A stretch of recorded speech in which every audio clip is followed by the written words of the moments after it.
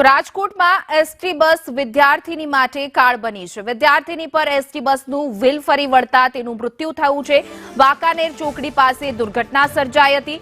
મૃતક અંજુ ગઢદરા સ્કૂલેથી પરત ફરતી હતી ત્યારે આ સમગ્ર દુર્ઘટના સર્જાઈ। કુવાડવા પોલીસે ગુનો નોંધી વધુ તપાસ હાથ ધરી છે।